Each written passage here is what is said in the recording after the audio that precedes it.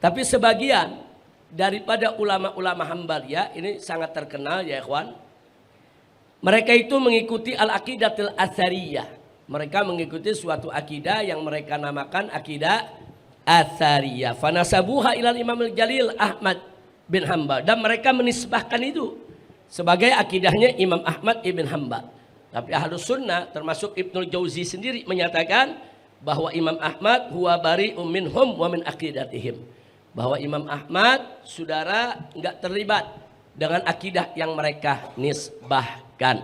Nah, nanti insya Allah di Lubul Kitab, Lubul Risalah kita akan kutip sejumlah pernyataan-pernyataan dari Imam Ibnul Jauzi yang menyangkut persoalan ini untuk menjadi bukti memang di kalangan ulama-ulama Hambaliyah ini terjadi perdebatan hebat saudara yang terkait daripada akidah. Adapun soal fikih mereka sama semua.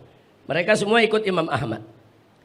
Baik yang ikut Asy'ari maupun yang ikut Atsari, saudara yang kita kenal sekarang sebagai Wahabi. Dalam soal fikih mereka ikut Imam Ahmad. Dalam soal fikih secara umum mereka ikut madhab Hambali. Hanya dalam soal akidah mereka terbelah dua.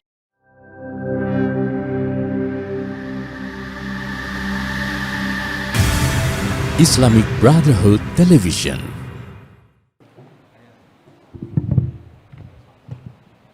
Assalamualaikum warahmatullahi wabarakatuh. Bismillah walhamdulillah wassalatu wassalamu ala Rasulillah wa ala alihi wa sahbihi wa mawalah. Sampai halaman berapa? 90 belum ya. Baik ikhwan, iftahu sabhat 90. Bismillahirrahmanirrahim. Isma'u rahimakumullah. Al-matlabu tsani madhahibu ahli sunnati fil fiqhi wa alamatuha. Li ahli sunnati wal jamaah aydan madahib fil fiqhi wa laha alamat tumayyizuha an ghairiha min al madahib al fiqhiyyah al islamiyyah wa biha tu'rafu wa tashtahir. Di situ mestinya ada koma. Wahia ay alamat tuwahiduhum fi firqatin wahidatin najiyah. Jadi pada pembahasan matlab yang sebelumnya kita sudah sama-sama melihat madhab Ahlus Sunnah wal Jamaah dalam persoalan akidah. Nah, kini kita tengok madhab Ahlus Sunnah dalam persoalan fikih dan tanda-tandanya secara umum. Karena itu di sini disebutkan li ahli sunnati wal jamaah. Jadi bagi ahli sunnah ini juga ada madhab yang berorientasi dalam urusan fikih. Dan madhab ini saudara dalam ahli sunnah wal jamaah laha alamat. Ada tanda-tanda, ada ciri-ciri. Ini kelihatan depan banyak betul kosongnya. Coba yang di belakang maju dulu. Maju dulu. Jangan dibiasakan depan kosong. Fadhal, silakan. Diisi dulu yang depan. Ini depan banyak betul kosong. Ini baris 2 kosong, baris 2, 3, 4 kosong. Jadi biasakan yang datang pertama isi depan, sehingga yang datang belakangan isi belakang. Biasakan begitu ya kawan. Kalau masuk ke dalam majelis, ke masjid, nah, yang datang pertama isi dulu depan supaya yang belakang tidak kikuk. Yang belakang mau langsung maju ke depan nggak enak, mau duduk di belakang kejauhan. Nah, jadi tolong dibiasakan baik itu di majelis apalagi di masjid. Yang datang pertama isi soft pertama. Al-awwal fal awal, terus diisi sampai ke belakang. Nah, Supaya kenapa? Saya sengaja supaya diisi depan supaya dalam kita mengkaji interaksinya lebih bagus ya kawan. Baik, lihat di sini bahwa madhab Ahlus Sunnah wal Jamaah sebagaimana dalam persoalan akidah, dalam persoalan fikih pun ada tandanya. Nah, tanda-tanda ini tumayyizuha an ghairiha, yang membedakan dia dari selainnya. Saudara, yaitu yang membedakan dia dari selainnya daripada madhab fikih Islam yang ada. Wa biha tu'raf wa tashtahir. Dan dengan tanda-tanda tersebut madhab Ahlus Sunnah ini bisa dikenali, diketahui, dan memang masyhurnya sedemikian rupa, saudara. Dan tanda-tanda ini tuwahiduhum, menyatukan mereka semua fi firqatin wahidatin. Jadi madhab itu bukan firqah, madhab itu bukan firqah, saudara, beda. Jadi bisa jadi satu firqah ada beberapa madhab. Nah, kalau Ahlus Sunnah wal Jamaah firqah. Nah, di dalamnya ada banyak madhab. Baik madhab berkaitan dengan akidah maupun berkaitan dengan fikih, ya ikhwan. Baik, kita lanjutkan. Coba Habib Muhammad Habsyi. Faqrah tsaniyah. Bismillahirrahmanirrahim.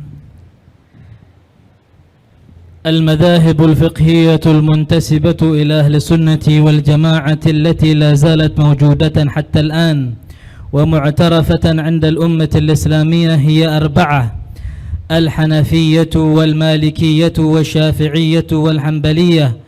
فالحنفية تنسب إلى الإمام أبي حنيفة النعمان رحمه الله المتوفى 150 هجرية، والمالكية تنسب إلى الإمام مالك بن أنس رحمه الله المتوفى 179 هجرية، والشافعية تنسب إلى الإمام أبي عبد الله محمد بن إدريس الشافعي رحمه الله تعالى المتوفى 204 هجرية، والحنبلية تنسب إلى الإمام أحمد بن حنبل الشيباني رحمه الله تعالى المتوفى 241 هجرية. Inna hadhil madhab. Cukup. Yakfi. Baik, di sini disebutkan bahwa madhab fikih, saudara, yang dinisbahkan kepada Ahlus Sunnah wal Jamaah, dan sampai hari ini madhab tersebut masih ada, saudara, yang masih ada. Sebetulnya madhab Ahlus Sunnah banyak dulu, ada madhab Tobari, ada madhab Auza'i, ada madhab Thawri, tapi madhab tersebut satu persatu inqarat, punah, dimakan zaman. Tapi bukan berarti pendapatnya punah, tidak. Pendapatnya banyak masuk ke madhab yang lain.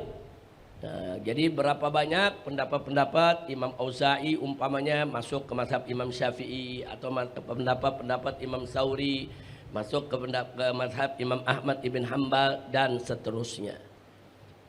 Tapi dari sekian banyak mazhab Ahlus Sunnah wal Jamaah yang sampai hari ini masih bertahan sebagai mazhab yang punya pengikut cukup banyak, ya ikhwan. Yaitu yang terkenal ada 4, yaitu Hanafiyah yang saat ini banyak tersebar di India, di Afghanistan, ya ikhwan. Kemudian begitu juga di daerah-daerah pecahan daripada negara Uni Soviet. Nah, adapun di negara Arab, Hanafiyah ini juga banyak di sekitar Syam, ya ikhwan. Nah, jadi kalau kita lihat di Suriah umpamanya, ini mazhab Hanafiyah sangat menyebar. Nah, kemudian Malikiyah ini hampir mayoritas, hampir semua ulama-ulama umat Islam yang ada di benua Afrika itu mengikut mazhab Maliki. Nah, jadi benua Afrika ini tempat pusat penyebaran mazhab Maliki yang luar biasa. Kemudian Wasyafi'iyah ini banyak menyebar di Hadramaut, ya ikhwan. Kemudian di Palestina, di bagian sebelah barat negeri Iran. Di Iran sebelah barat itu Bandar Abbas dan sekitarnya juga banyak yang bermazhab Syafi'i. Nah, kemudian selanjutnya di Asia Tenggara. Asia Tenggara ya Indonesia, Malaysia, Brunei, Singapura, Filipina, saudara, Thailand, Kamboja. Nah, itu banyak yang mengikuti madhab Syafi'i. Adapun Hambali sampai hari ini masih banyak di Saudi Arabia, di Irak, saudara, begitu juga dan sekitarnya. Bahkan di Saudi menjadi madhab negara, menjadi madhab negara yang resmi, saudara, menjadi rujukan kurikulum daripada semua pelajaran agama di sekolah-sekolah di Saudi Arabia. Nah baiklah, Al-Hanafiyah, kenapa disebut Hanafi? Dinisbahkan kepada Imam Abu Hanifah An-Nu'man radhiyallahu ta'ala anhu. Jadi Hanafi itu diambil bukan dari namanya, saudara. Tapi di sini saudara diambil dari kunyahnya. Kunyahnya Abu Hanifah itu diambil sebagai nama madhabnya. Sedangkan madhab Malikiyah diambil dari nama imamnya, yaitu Malik bin Anas radhiyallahu ta'ala anhu. Sedangkan Imam Syafi'i, saudara, menjadi Asy-Syafi'i, madhab Syafi'i diambil dari datuknya. Bukan dari madhab, bukan dari nama Imam Syafi'inya, bukan nama bapaknya, bukan kunyahnya, bukan juga kakeknya di tingkat pertama, tapi kakeknya di tingkat kesekian, ya ikhwan. Nah kemudian wal Hambaliyah yang disebutkan kepada Imam Ahmad bin Hambal. Jadi diambil dari nama ayahnya, tidak diambil dari nama Ahmad, saudara. Nah baiklah, ini 4 madhab fikih yang sangat terkenal sebagai madhabnya Ahlus Sunnah wal Jamaah di bidang fikih. Lanjutan, seterusnya. إن هذه المذاهب الأربعة السنية قد تلقاها الأمة بالقبول في أنها العالم كلها قديما وحديثا.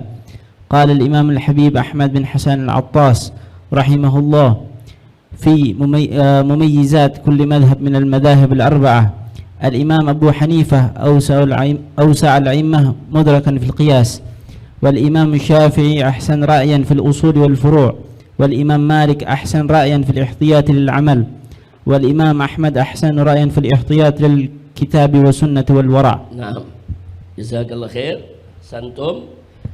Jadi di sini kita lihat bahwa 4 madhab fikih Ahlus Sunnah wal Jamaah yang sudah kita sebutkan tadi, saudara, qad talaqahal ummah bil qabul. Keempat madhab ini diterima oleh umat Islam di berbagai negara, saudara. Di berbagai negara, baik dulu maupun sekarang, ini diterima dengan dada terbuka di mana-mana, dan mereka mengakui bahwa 4 mazhab fikih ini bagian daripada mazhab Ahlus Sunnah wal Jamaah. Al-Imam Al-Habib Ahmad bin Hasan Al-Attas dalam kitabnya Tadhkirun Nas radhiyallahu taala anhu, manakala beliau menyampaikan keistimewaan dari masing-masing mazhab yang 4 ini, saudara. Beliau katakan Al-Imam Abu Hanifah awsa'ul a'immah mudrikan fil qiyas. Jadi Imam Abu Hanifah ini, saudara, adalah salah satu imam dari imam-imam yang ada yang paling luas di dalam istimbat hukumnya yang menggunakan qiyas. Jadi kalau sudah bicara qiyas, memang terkenal Imam Abu Hanifah jagonya, dan madhabnya memang banyak sekali menggunakan qiyas, sangat terkenal. Wal Imam Syafi'i, sedangkan Imam Syafi'i ahsanu ra'yan fil usul wal furu'. Imam Syafi'i terkenal, saudara, dalam urusan usul dan bagaimana melahirkan furu dari usul-usul tersebut. Jadi usul yang dimaksud di sini, saudara, sebagaimana kita ketahui Imam Syafi'i punya kitab yang berjudul Ar-Risalah. Nah, itu Ar-Risalah itu kitab usul, ya ikhwan, usulul fiqh. Jadi Imam Syafi'i menempatkan kaidah-kaidah usul yang luar biasa, yang daripadanya akhirnya menjadi rujukan untuk istimbat hukum-hukum furu daripada ilmu fikih. Wal Imam Malik ahsan ra'yan fil ihtiyati lil amal. Nah, Imam Malik terkenal di dalam fatwa-fatwanya, pendapat-pendapatnya lebih banyak mengambil pendapat yang ihtiyat. Nah, jadi ihtiyat, ya ikhwan. Jadi betul-betul jaga-jaga, sangat hati-hati, saudara, itu sangat terkenal. Sedangkan Imam Ahmad ahsan ra'yan fil ihtiyat lil kitabi was sunnati wal wara'. Nah, sedangkan madhab Imam Ahmad ini terkenal ihtiyatnya di dalam menggunakan, saudara, baik itu ayat-ayat Al-Quran maupun hadis-hadis kita punya Nabi alaihi salatu wassalam. Jadi mereka sangat ketat, sangat hati-hati di dalam menggunakan dalil, saudara, baik dari Alkitab maupun As-Sunnah. Ala kulli hal, saudara, mereka semuanya Ya, keempat mazhab ini saudara sepakat bahwa mereka menjadikan Al-Quran, As-Sunnah, Al-Ijma' dan Al-Qiyas sebagai sumber hukum mereka. Walaupun mereka berbeda-beda di tingkatan. Bagaimana tingkatan kekuatan qiyas, ijma' dan qiyas dibandingkan sumber hukum yang lain ya kawan. Itu nanti akan kita pelajari. Tapi secara umum keempat mazhab ini berpegang kepada Al-Quran, As-Sunnah, Al-Ijma' dan Al-Qiyas. Baik, silakan. Siapa lagi yang baca berikutnya? Buya Zaki.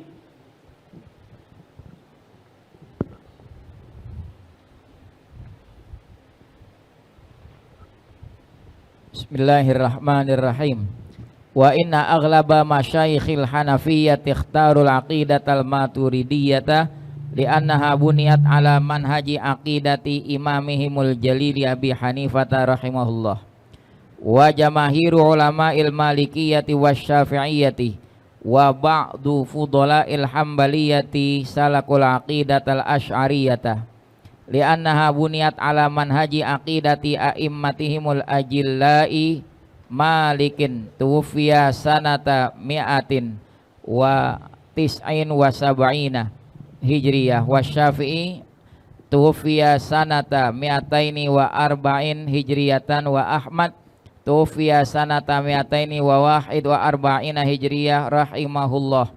Fabainama ba'du a'lamil hambaliyati ittaba'ul aqidatal athariyata fanasabuha ilal imamil jalili Ahmad bin Hambalin rahimahullah wa huwa bari'un minhum wa min aqidatihim. Taib, ahsantum, jazakumullahu khairal jaza. Sebagaimana sudah kita singgung pada matlab yang lalu, ya ikhwan, pembahasan yang lalu, bahwa kebanyakan masyaikh, itu ulama-ulama daripada mazhab Hanafi, mereka memilih akidah Maturidiyah, saudara. Kebanyakan ulama-ulama fuqaha daripada mazhab Hanafi itu menjadikan akidah Maturidiyah sebagai manhaj mereka ya ikhwan. Kenapa? Li'annaha buniyat ala manhaj aqidati imamihimil jalil Abi Hanifah. Karena Al-Imam Abu Mansur Al-Maturidi pada saat merumuskan, mengkonsep saudara sedemikian rupa daripada kitab akidahnya, itu merujuk kepada akidah Imam Abu Hanifah.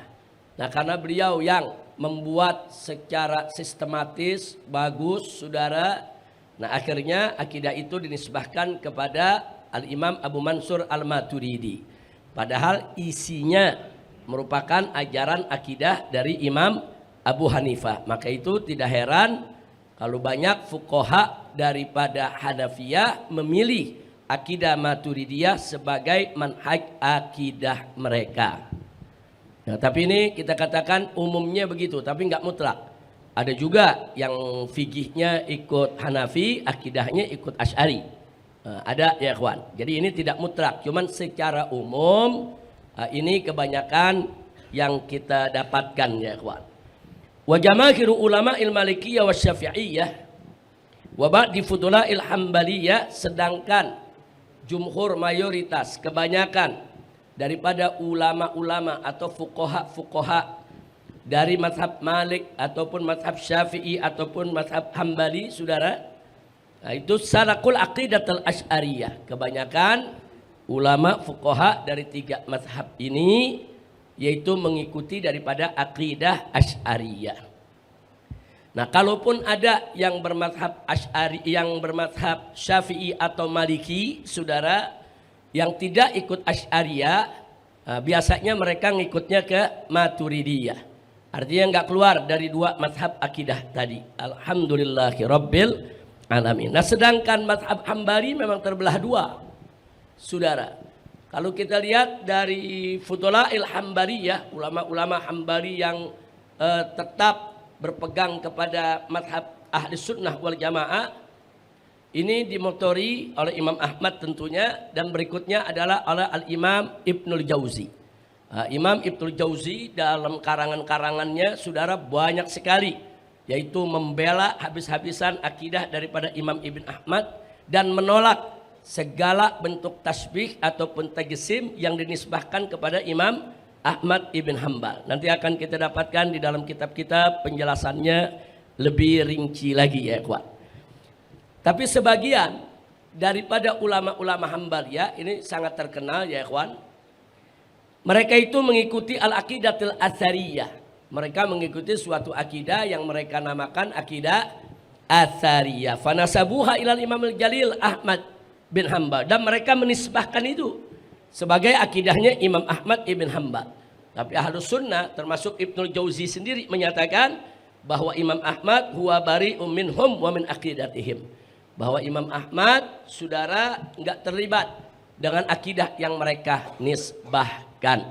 Nah, nanti insya Allah di Lubul Kitab, Lubul Risalah kita akan kutip sejumlah pernyataan-pernyataan dari Imam Ibnul Jauzi yang menyangkut persoalan ini untuk menjadi bukti memang di kalangan ulama-ulama Hanbaliyah ini terjadi perdebatan hebat saudara yang terkait daripada akidah. Adapun soal fikih mereka sama semua.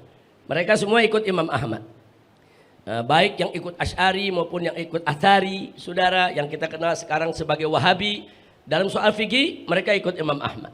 Dalam soal fikih secara umum mereka ikut madhab Hambali. Hanya dalam soal akidah mereka terbelah dua. Jadi saya ulangi sekali lagi, madhab Hanafi ulama-ulamanya hampir semua ikut akidah Maturidiyah. Madhab Maliki dan Syafi'i hampir semua ulama-ulamanya ikut Asy'ariyah.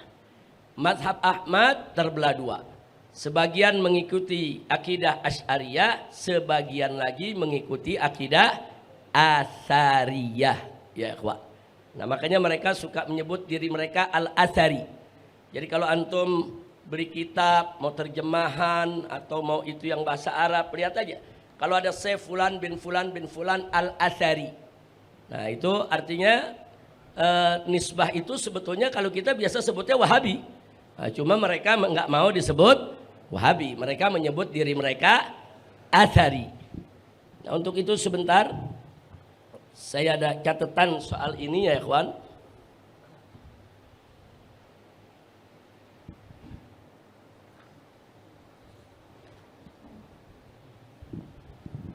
Nanti dalam risalah kita di bab-bab pertengahan nanti saudara, di sana ada kita sebutkan saudara, laqad kana ashabul atsariyatil mu'asirun, yaitu bahwa para pengikut mazhab Atsari di zaman ini saudara, yusammuna anfusahum bil Atsariyah. Mereka menyebut diri mereka ini sebagai kelompok Atsariyah. Kenapa? Lizamihim. Ya, mereka itu mengklaim ya, ini karena klaim mereka bi annahum ahlul atsar. Karena mereka mengklaim mereka itu sebagai ahlul atsar, yaitu bi annahum mutamassikuna bil atsar. Mereka termasuk yaitu mereka mengklaim kalau mereka ini yaitu berpegang kuat kepada atsar. Atsarun Nabi, atsarus Sahabah, atsarut Tabi'in. Jadi mereka lebih suka menyebut diri mereka ahlul atsar. Wa yusammuna anfusahum aidan, dan terkadang mereka menyamakan diri mereka dengan sebutan as-salafi. As-salafi, ya ikhwan. Nah, jadi kadang-kadang mereka sebut Syekh Fulan bin Fulan bin Fulan as-salafi. Naam.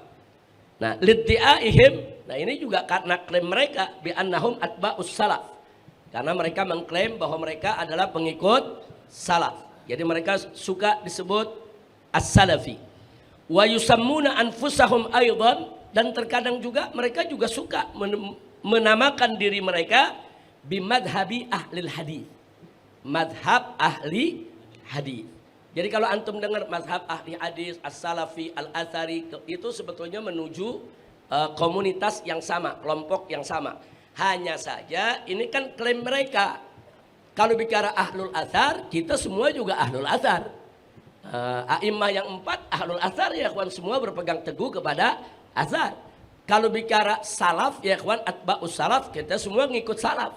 Imam Syafi'i juga termasuk imam salaf. Saudara. Nah, atau kalau dikatakan mereka mazhab ahlul hadis, saudara, imam-imam kita juga semua ahlul hadis. Imam Syafi'i juga ahlul hadis, Imam Malik saudara bahkan sudah punya Muwatta, kumpulan hadisnya saudara sebelum ada Sahih Bukhari dan Sahih Muslim. Nah, jadi artinya sebetulnya semua mazhab ini juga ahlul athar, semuanya juga ahlul hadis, semuanya juga salafi ya ikhwan. Nah, tapi mereka mengklaim nama ini untuk kelompok mereka, saudara, sehingga banyak orang melihat kadang-kadang kalau istilah ini digunakan selalu dipahami ke arah kelompok mereka, walaupun secara mustalah sebetulnya nggak mesti begitu. Nah, karena semua a'immah kita alhamdulillah ahlul hadar dan semuanya ahlul hadis, dan alhamdulillah juga semuanya atba'us salaf ya ikhwan. Kemudian di sini saudara perlu kita ingatkan, wa kanu yaftakhiruna bihadhihi tasmiyatis salat.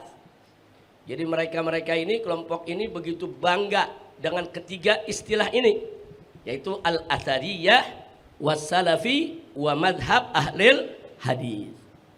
Wa amman nas dunahum, tapi orang-orang selain mereka yusammunahum bi'iddati alqab, menamakan mereka dengan aneka ragam sebutan ya ikhwan. Kita lihat di sini saudara, orang-orang di luar mereka menyebut mereka pertama sebagai saudara nawasib. Kenapa mereka disebut nawasib? Karena ulama mereka saudara sering menunjukkan sikap kebencian kepada ahlul bait. Atau kalau ada kelompok yang saudara menunjukkan cintanya kepada ahlul bait, langsung mereka tuduh sebagai Syiah. Nah, jadi sehingga orang mengartikan, waduh, setiap orang bicara ahlul bait dituduh Syiah, setiap orang bicara ahlul bait dituduh Syiah.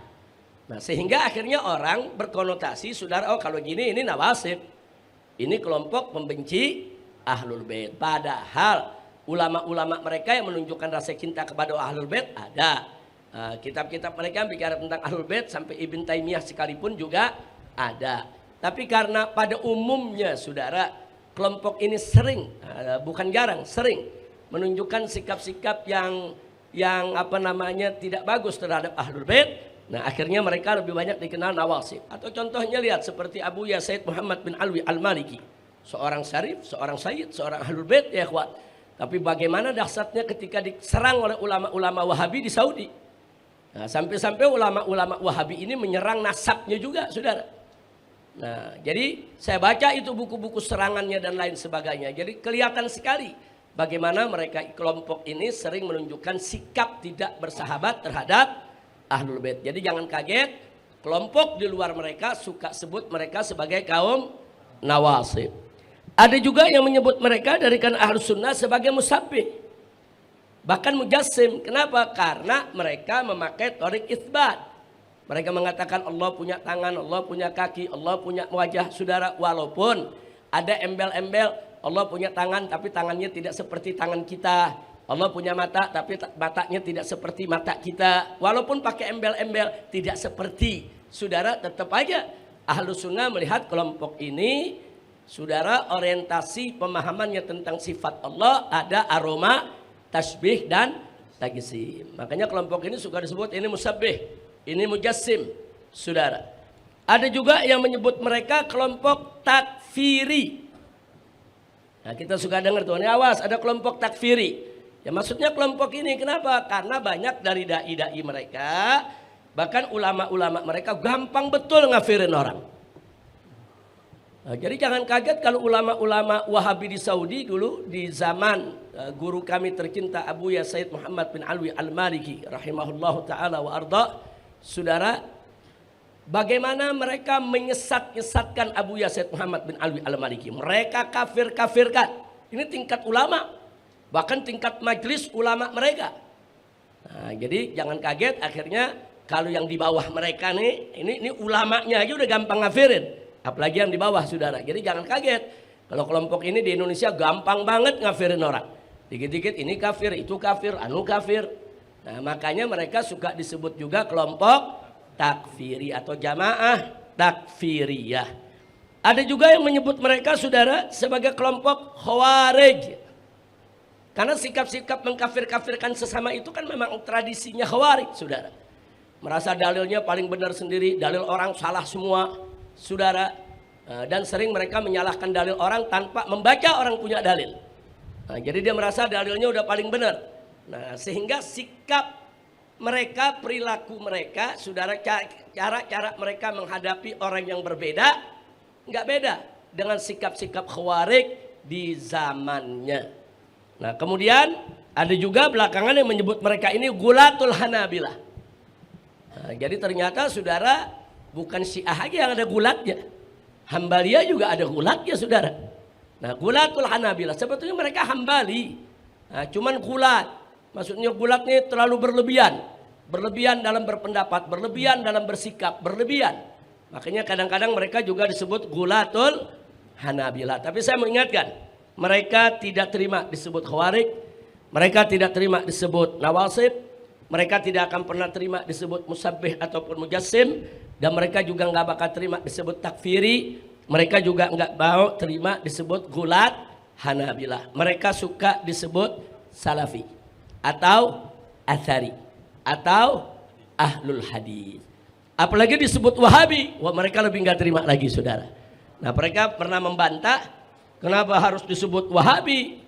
Sebab nama imam kami itu, nama syekh kami Muhammad bin Abdul Wahhab. Kenapa mesti disebut Wahabi? Mestinya Muhammadi dong. Nah, untuk menjawab ini, saudara, kita juga sudah sebutkan, saudara, bahwa ma'asyiddati inkarihim ala mustalahil Wahabiyah, walaupun mereka begitu keras menolak itu istilah Wahabiyah, laqad intasarat tasmiyatul Wahabiyyati lahum, tapi istilah Wahabiyah ini sudah menyebar luas ke seantero dunia yang dinisbahkan kepada mereka. Kenapa? Lianna, saudara, mimma la yunkiruhu ahad, karena dari apa yang tidak bisa diingkari oleh siapapun, anna tasmiyati madhabin, bahwa penamaan suatu paham, penamaan suatu madhab, penamaan suatu kelompok, qad yukhadz, kadang-kadang diambil min ismi sahibil madhab, kadang-kadang diambil dari nama sahibul madhab. Seperti apa?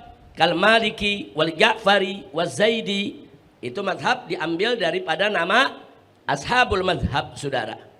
Kemudian saudara perlu juga diketahui waqad yukhadz, dan kadang-kadang penamaan suatu madhab itu, saudara, diambil yukhadzu min ismi jaddi sahibil madhab, diambil dari nama kakek daripada yang punya madhab, ya ikhwan. Seperti apa? Kasyafi'i, seperti madhab Syafi'i itu diambil dari jaddul Imam Syafi'i ats-tsalis, dari kakek Imam Syafi'i yang ketiga.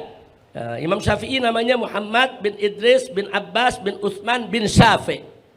Perhatikan loh, Muhammad bin Idris bin Abbas, Abbas kakek yang pertama. Nah, kemudian bin Utsman, Utsman kakek yang kedua. Kemudian bin Syafi', Syafi' kakek yang ketiga. Nah, penamaan madhab Muhammad bin Idris ini akhirnya diambil dari nama kakeknya, saudara, yang ketiga, Asy-Syafi'i. Wajar, itu biasa terjadi di tengah umat, saudara. Ada yang diambil dari nama pemilik madhab, ada yang diambil dari nama ayahnya pemilik madhab, saudara, atau kakeknya, saudara. Nah, itu yang nggak boleh kita lupa. Kemudian yang berikutnya, saudara, wa kadzalikal madhabul hambali yukhadzu min ismi jaddil Imam Ahmad. Imam Ahmad itu sebetulnya bukan Ahmad bin Hambal, Ahmad bin Muhammad bin Hambal. Ahmad bin Muhammad bin Hambal disebut madhab Hambali dari nama kakeknya, enggak dari nama Imam Ahmad, ya saudara.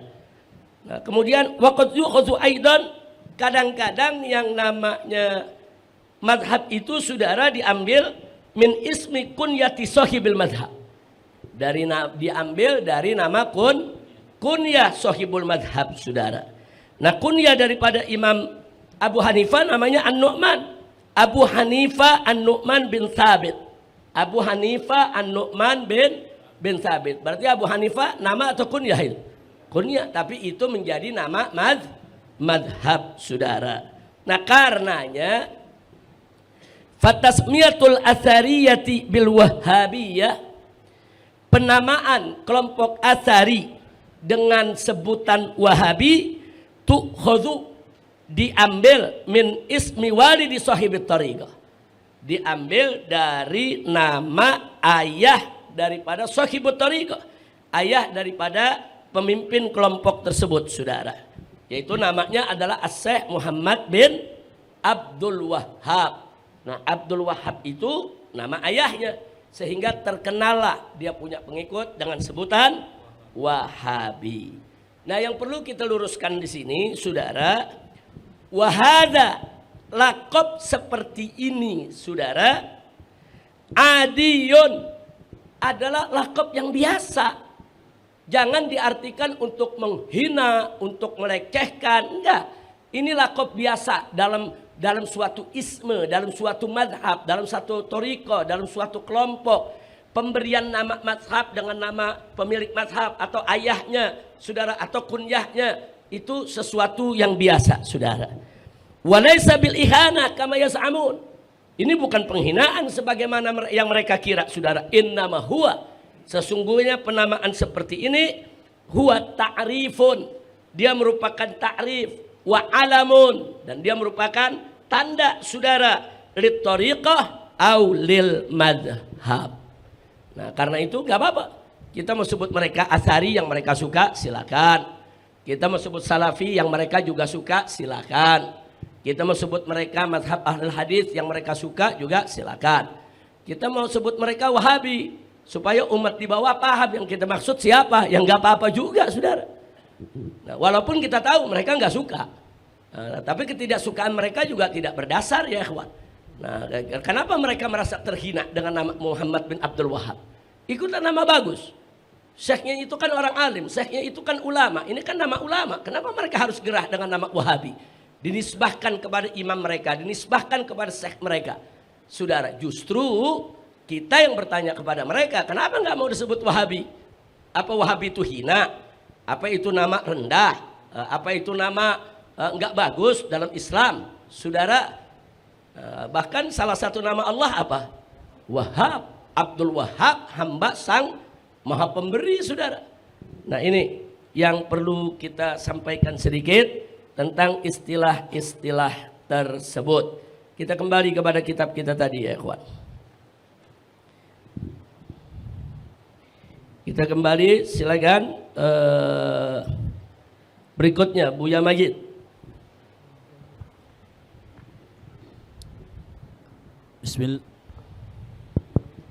Bismillahirrahmanirrahim. Wal jadiru bidzakari bidzikri annal madzahiba arba'ah fiqhiyah as-sunniyah takunu madhhaban fiqhiyan duna aqdi wa hiya fil aqidati imma maturidiyah kama huwa sya'nu jumhuril hanafiyah sya'nu jumhuril hanafiyah wa imma asy'ariyah kama huwa sya'nun jumhurul malikiyah wa syafi'iyah wal hambaliyah. Ammal athariyah faqad ja'alal madhabal hambali madhaban fiqhiyan wa aqdiyan ka sya'nil madhabil zaidi wal ja'fari minasyi'ati wal ibadiyah minal khawariji fil jam'i bainal madhabil fiqhi wal madhabil aqdi. Nah, ini menarik ya ikhwan. Perhatikan, saudara, wal jadiru bidzikri. Yang perlu kita ingat, yang perlu kita catat di sini ya ikhwan. Annal madzahib al-arba'at al-fiqhiyyah as-sunniyah, bahwa madhab fikih yang 4 yang tadi sudah kita sebutkan, Hanafi, Maliki, Syafi'i, Hambali, takunu madhaban fiqhiyan duna aqdiyyin. Dia adalah madhab fikih, bukan madhab akidah. Madhab fikih bukan madhab akidah. Madhab akidahnya kita sudah bahas, Asy'ariyah dan Maturidiyah. Adapun Syafi'i, Maliki, Hambali, Hanafi, ini adalah madhab fikih. Artinya Ahlus Sunnah wal Jamaah memisahkan antara madhab fikih dengan madhab akidah, saudara. Nah, jadi enggak disatukan itu namanya. Nah, kemudian mari kita lihat wahia fil aqidah, keempat mazhab Ahlus Sunnah ini di dalam urusan akidah, imma Maturidiyah kama huwa sya'nu jumhuril Hanafiyah. Imma dia Maturidiyah sebagaimana yang terjadi di kalangan Hanafi, atau dia itu Asy'ariyah sebagaimana diikuti oleh jumhur daripada Malikiyah, Syafi'iyah dan Hambaliyah, saudara. Ammal Athariyah, nah adapun mazhab Athari yang tadi kita sebut Wahabi, saudara, faqad ja'alal mazhab al-Hambaliyah, mereka sudah menjadikan mazhab Hambali, saudara, fikhiyan wa aqdiyan. Jadi mazhab Hambali mereka jadikan sebagai mazhab fikih juga, mazhab akidah juga, saudara. Nah ini persis seperti kasya'nil mazhab Zaidi wal Ja'fari, saudara, minasyiah. Sebagaimana mazhab Zaidi dan Ja'fari begitu. Mereka menjadikan Ja'fari itu sebagai mazhab fikih sekaligus juga mazhab akidah. Begitu juga Zaidiyah, dia menjadi mazhab fikih juga mazhab akidah, saudara. Termasuk Ibadiyah. Ibadiyah ini salah satu sekte dari kalangan Khawarij, saudara. Nah, Ibadiyah ini punya negeri saat ini, negeri Oman. Negeri Oman itu, saudara, mazhab resminya, mazhab negara Ibadiyah. Dia ada muftinya, ada ulamanya, ada kurikulumnya, saudara. Jadi sampai saat ini masih ada. Nah, Ibadiyah ini juga merupakan mazhab fikih sekaligus juga mazhab akidah. Nah, jadi perlu diketahui itu. Ini sebetulnya perbedaan Ahlus Sunnah dengan mereka begitu. Di Ahlus Sunnah, mazhab fikih dengan akidah terpisah. Mazhab fikih ada 4, Hanafi, Maliki, Syafi'i, Ahmad. Mazhab akidah ada 2, Asy'ariyah dan Maturidiyah. Nah, sementara di kalangan Ja'fariyah, Syiah, saudara, dia mazhab fikihnya Ja'fari, mazhab akidahnya juga Ja'fari. Zaidi, mazhab fikihnya Zaidi, mazhab akidahnya juga Zaidi. Ibadiyah, mazhab fikihnya Ibadiyah, mazhab akidahnya juga Ibadiyah. Nah, sekarang posisi Wahabi di mana? Wahabi, saudara, posisinya seperti yang tadi, seperti Ja'fari, Zaidi, Ibadi, yang menjadikan mazhab fikih mereka sebagai mazhab akidah. Baik, silakan Ustaz Haris. Bismillahirrahmanirrahim. Qala al-muallif radhiyallahu anhu wa anna jami'an isma'u rahimakumullah. Hadhil madzahibul fiqhiyah arba'ah muttafaqah ala muttafiqatun ala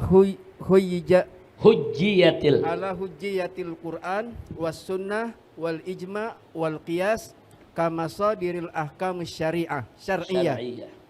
Hadza huwa sabab ra'isul liqillatil khilaf. Huwa sababur ra'isi. Ra'isiyu. Naam. Huwa sababur ra'isiyi. Huwa sababur ra'isiyu. Huwa sababur ra'isiyul liqillatil khilaf wa kasratul ittifaq fima baina hadhil madzahib as-sunniyah aqidatan wa syari'atan wa akhlafan. Naam. Jazakallahu khair. Hadhil madzahibul fiqhiyatul arba'ah. Jadi, saudara, mazhab fikih yang 4 ini muttafiqatun, mereka semua sepakat ala hujjiyatil Qur'ani was sunnati wal ijma' wal qiyas. Sepakat, saudara, bahwa Al-Quran, As-Sunnah, Al-Ijma' dan Al-Qiyas sebagai sumber hukum Islam. Jadi kalau ada yang ngaku Ahlus Sunnah, tapi dia nggak mau jadikan Al-Quran, As-Sunnah sebagai sumber hukumnya, dia bukan Ahlus Sunnah. Bahkan bukan Islam kalau Al-Quran, As-Sunnah ditolak, ya ikhwan. Nah, begitu juga kalau ada orang mengaku Ahlus Sunnah tapi Ijma' ditolak, Qiyas ditolak, dia bukan Ahlus Sunnah. Justru ini ciri Ahlus Sunnah, ya ikhwan. Mazhab di luar Ahlus Sunnah ada yang menolak ijma'. Contohnya seperti Syiah umpamanya. Dia hanya menerima ijma' kalau di dalam ijma' itu ada imam mereka yang ikut.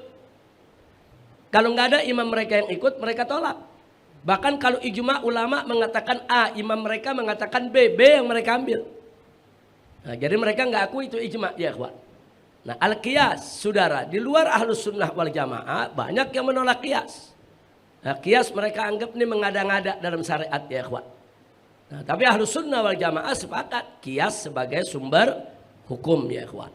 Nah, jadi sekali lagi kita jangan hanya sekedar mengaku sebagai Ahlus Sunnah wal Jamaah, tapi perilaku kita, sikap kita, cara berpikir kita, saudara, tidak menggambarkan kita seorang Ahlus Sunnah wal Jamaah manakala kita menolak sumber-sumber hukum yang disepakati oleh Ahlus Sunnah wal Jamaah. Kalau 4 ini sepakat. Nah, di luar 4 ini seperti al-masalihul mursalah, al-istishab, al-istihsan, itu ya ada perbedaan di antara ulama-ulama Ahlus Sunnah wal Jamaah. Saudara, ada yang nerima, ada yang tolak, termasuk juga saudara seperti amal sahabah saudara atau qaulus sahabi.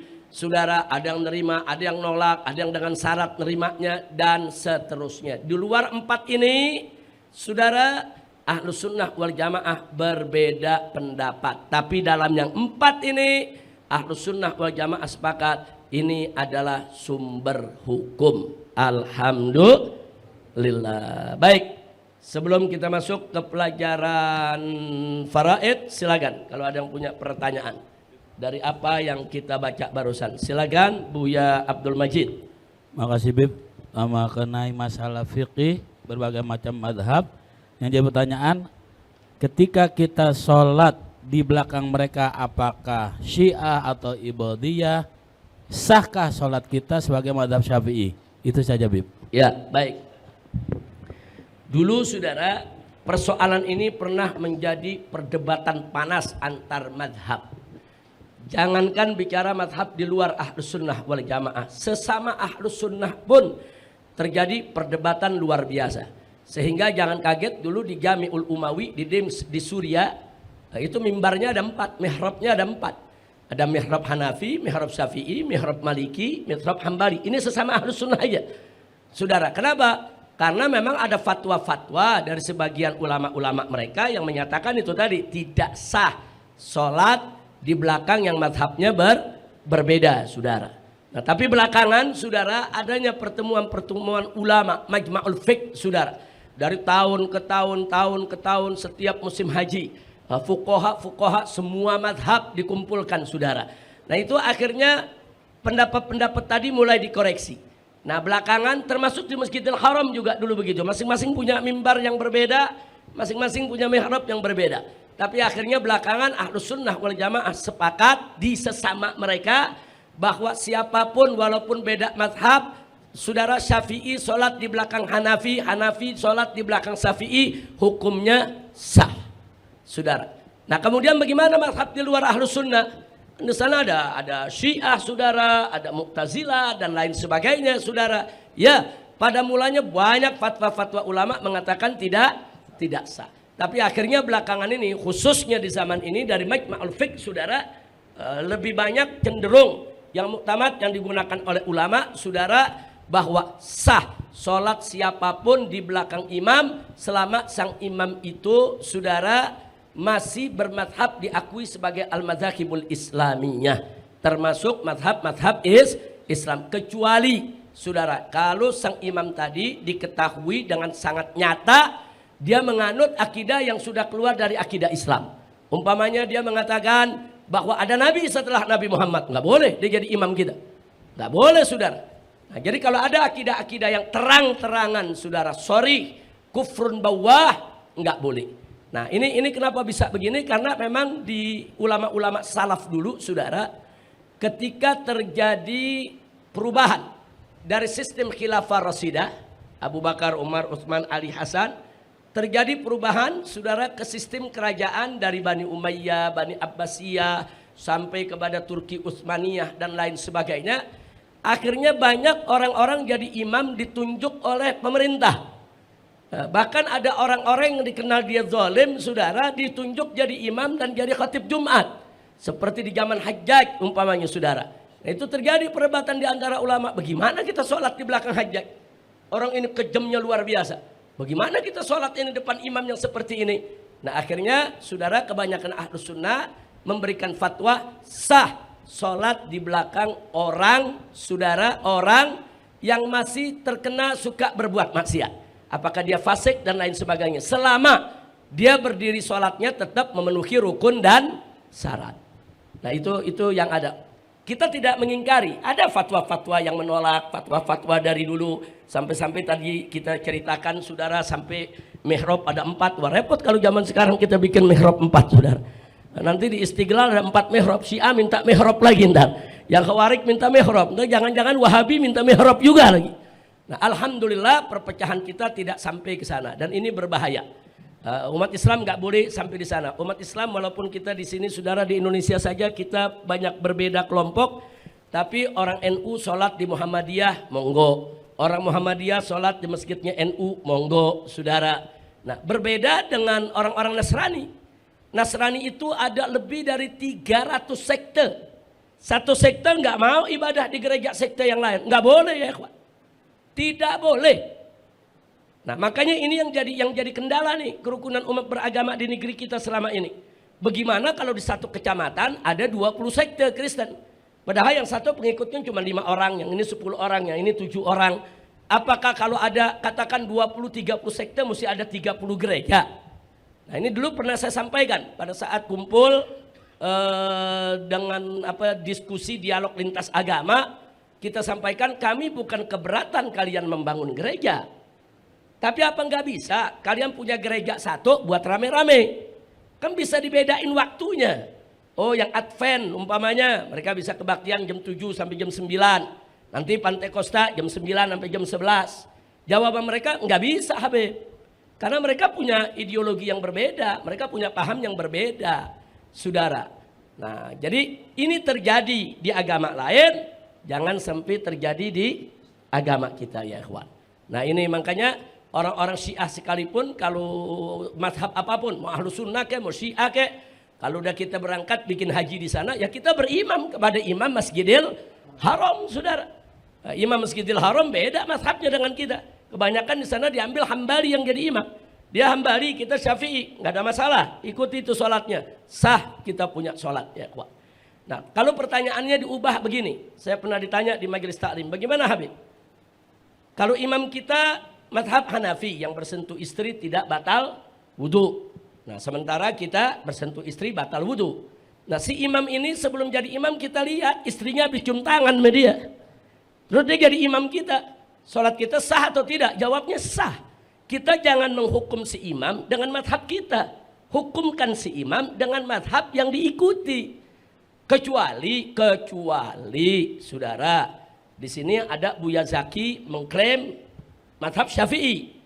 Kita mau sholat asar habis ini. Sebelum sholat asar, tahu-tahu saudara istri Buya Zaki cium tangan sama Buya Zaki. Kita lihat mata kepala kita. Tahu-tahu dia mau jadi imam, ya kita jorokin. Ya mazhab Syafi'i. Oh jangan-jangan lupa nih, Buya. Tadi kan istri cium tangan. Kok Buya langsung jadi imam belum wudhu? Oh iya, ane lupa. Nah berarti masih mazhab Syafi'i. Tapi kalau Buya bilang, nggak apa-apa, kan Buya selama ini mazhab Syafi'i, ya buat hari aneh ganti dulu. Ya nggak bisa juga saudara. Jadi saya rasa jelas ya, jangan menghukum orang dengan mazhab orang lain. Anda menghukum saya ya dengan mazhab Syafi'i aja. Nah kalau saya tahu-tahu mau sholat asar, nanti ada istri saya cium tangan sama saya, ingatin, Beb wudhu dulu dong. Nah, jangan langsung main jadi imam aja. Kecuali saya kebetulan lagi dapat tamu, datang dari Mekah, mazhabnya Hanafi saudara. Nah biasanya di sini kan kita kalau ada tamu kita suruh jadi imam, kita suruh dia jadi imam, terus dia jadi imam, kita tahu dia tadi selama nama istrinya orang perempuan yang apa, pokoknya dia bersentuh dengan yang membatalkan wudhu saudara. Nah, nggak perlu kita tegur saudara, karena dalam keyakinan dia tidak batal, sholatnya sah. Nah itu yang perlu kita ingatkan. Mudah-mudahan kita selalu disatukan, tidak dipecah belah hanya karena perbedaan pendapat. Baik.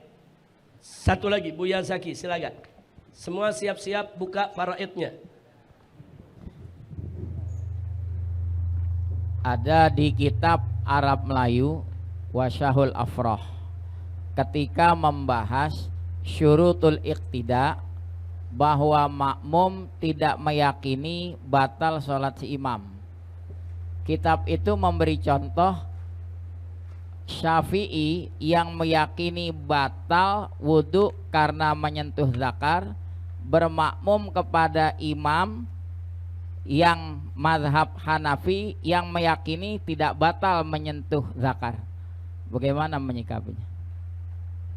Ya sama seperti tadi Buya, perlu kita sampaikan bahwa pendapat-pendapat tentang saudara bahwa bolehkah kita berimam kepada orang yang kita ketahui menurut mazhab kita batal, sementara dia melakukan itu yang menurut mazhab dia tidak batal, saudara.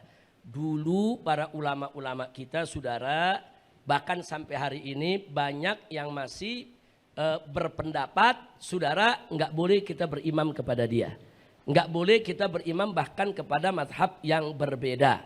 Nah, saya tidak ingkari, saya tidak pungkiri bahwa fatwa-fatwa semacam itu sampai hari ini masih dipakai di pondok-pondok pesantren kita.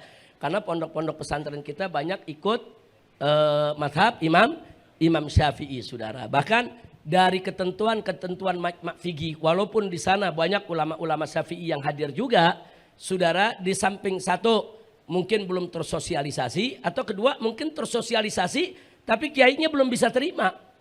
Ini nggak bisa diterima nih. Tetap mereka ingin dengan sesuai pendapat madhabnya, maka kita tidak bisa salahkan. Jadi bagi mereka yang yakin sholatnya tidak sah, ya jangan ikut sholat kepada orang yang kita yakin tidak sah.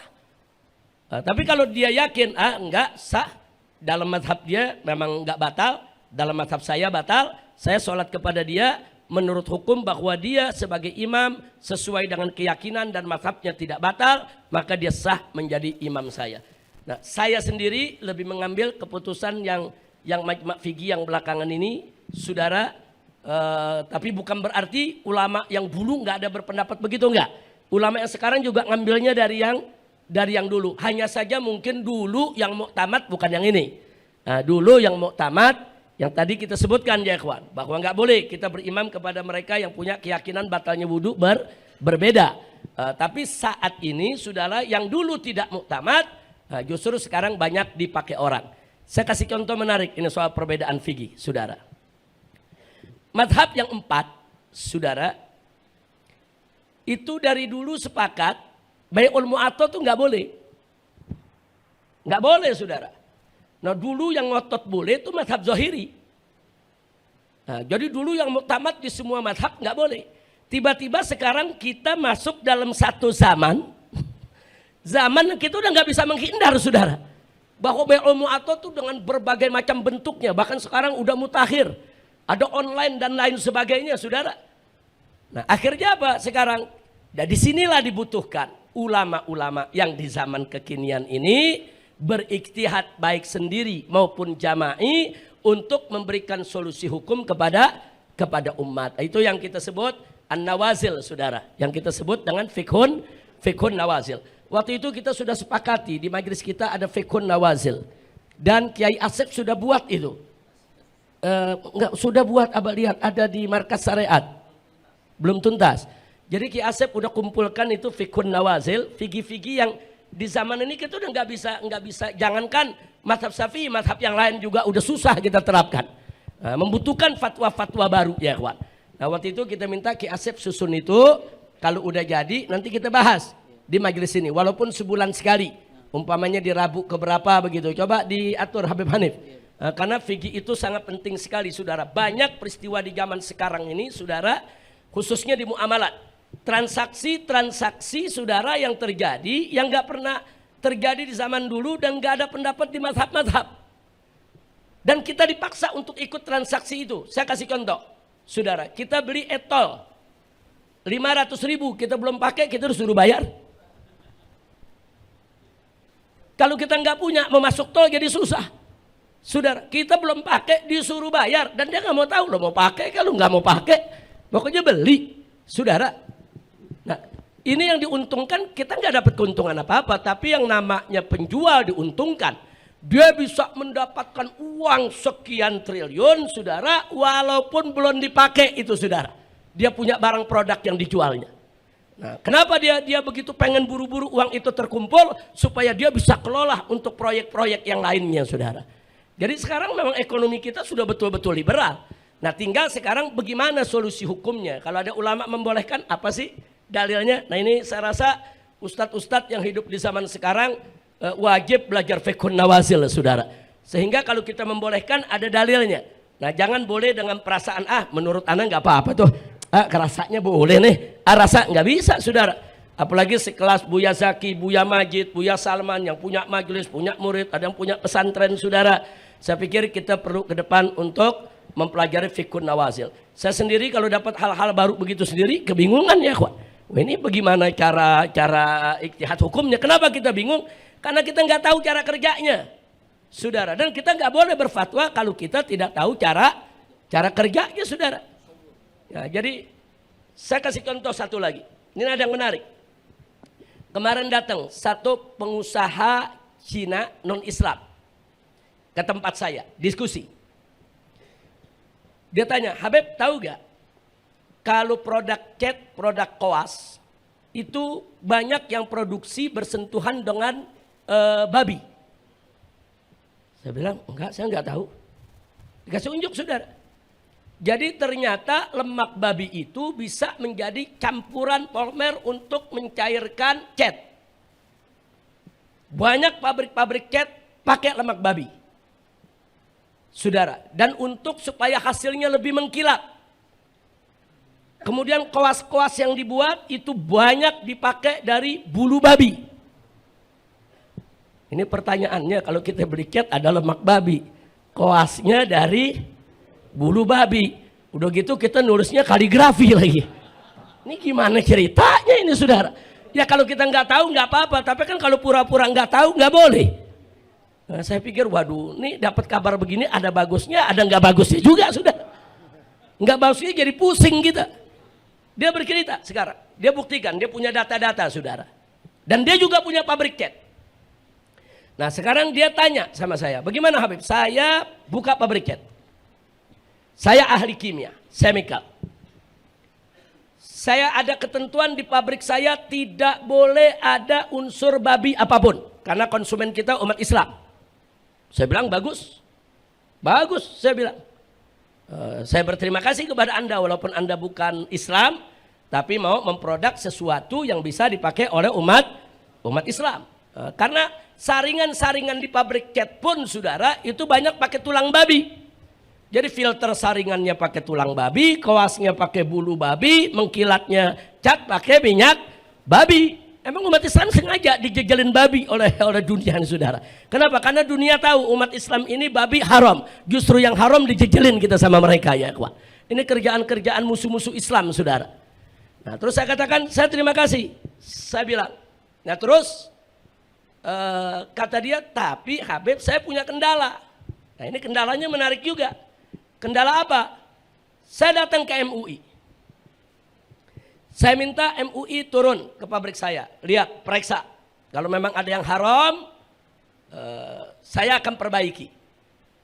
Karena saya juga ingin mengurus sertifikasi halal. Kan makanan ada yang halal, minuman ada yang halal. Nah saya tertarik dengan sertifikasi. Saya daftar mau sertifikasi halal. Bahwa cat saya ini halal. Saudara. Nah begitu saya sampai di sana, saudara, MUI bilang, waduh ini mesti ke Kementerian Agama dulu. Karena sekarang kan sertifikasi halal itu ada di Kementerian Agama. Dia jalan ke Kementerian Agama. Di Kementerian Agama ada oknum yang menjawab, ya yang begini-begini gak usah diurus lah, jangan bikin sensasi aja di tengah-tengah masyarakat. Ini gimana ceritanya saudara? Dia bilang, saya serius, saya mengurus sertifikasi halal. Anda kan bukan Islam nih, jangan-jangan Anda cuma buat bisnis saja kali supaya catnya laku sama umat Islam, supaya yang lain gak laku. Sampai sekarang gak ada yang ngurus saudara. Ini problem buat kita saudara. Apa betul niat si pengusaha non-Islam ini hanya sekedar untuk bisnis? Ya pastilah kalau dia punya niat bisnis supaya catnya laku dong, cat halal saudara. Tapi kita nih sebagai umat Islam, bukankah bagus kalau kita mengetahui barang-barang di sekitar kita mana yang halal, mana yang haram? Dan bukankah itu kewajiban Kementerian Agama yang sekarang memegang wewenang sertifikasi untuk memastikan bahwa apa saja yang dipakai oleh umat Islam, baik itu makanan, minuman, kosmetik, obat-obatan, pakaian, tekstil juga banyak yang bersentuhan dengan babi, saudara. Nah, begitu juga cat, pastikan bahwa umat Islam hanya memakai yang halal. Nah, ya, jadi kalau kemudian ada pengusaha non muslim, sekarang pengusaha non muslimnya datang ke kita ngeluh. Saya mesti bagaimana Habib? Saya udah siap diperiksa, pabrik saya silakan periksa. Silakan periksa. Kalau ada unsur haramnya bagi umat Islam, tutup. Tapi saya juga memberikan informasi, apalagi cat-cat yang dari luar negeri dia bilang. Dan terus terang dia sampaikan, apalagi cat-cat yang datangnya dari negeri Cina. Ini pengusaha Cina ya kawan, Cina Indonesia. Non-Islam. Apalagi Habib hati-hati dengan cat-cat yang datang dari negeri Cina ke Indonesia. Siapa yang bisa jamin kalau itu nggak pakai lemak babi, kemudian kuasnya nggak pakai bulu babi, penyaringan filternya nggak pakai tulang babi. Nah, justru saya sebagai bangsa Indonesia, saya menyadari walaupun saya bukan Islam, saya tahu diri bahwa penduduk Indonesia ini mayoritas Islam. Yang mana mereka diharamkan untuk berhubungan dengan babi. Setahu saya sebagai seorang Nasrani, setahu saya Habib, tolong diluruskan kalau saya salah, kata dia. Kan Islam itu kan haram babi kan bukan makanan minuman aja. Termasuk tekstil juga, cat juga, apa saja yang dipakai. Kita jadi belajar sama orang kafir, saudara. Kira-kira jelas ya. Nah ini PR buat kita ya ikhwan. Saya pikir yang begini-begini perlu menjadi pembahasan kita. Dan bukan sekedar dibahas. Tapi kita perlu memberikan solusi. Kita perlu memberi masukan ke MUI, memberi masukan ke Kementerian Agama, ke pemerintah, ke semua tempat. Termasuk ke pabrik-pabrik cat, saudara. Supaya mereka semua jujurlah. Jangan diberikan ke umat Islam barang-barang apapun yang mengandung babi ya ikhwan. Nah jadi hatta tekstil saudara. Nah jadi kita minta pabrik-pabrik tekstil jujur. Jangan ada penggunaan warnanya, penggunaan catnya saudara yang berhubungan dengan najisnya babi. Mudah-mudahan suara ini didengar dan ke depan di negeri kita bisa lebih baik lagi. Amin ya rabbal alamin.